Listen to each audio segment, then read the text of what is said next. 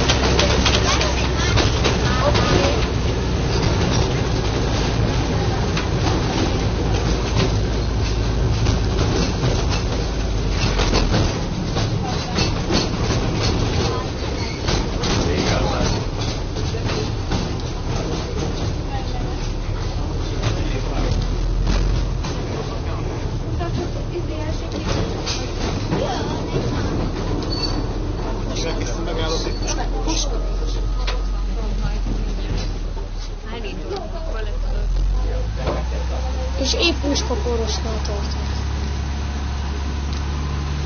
Mindjárt látjuk a táblát.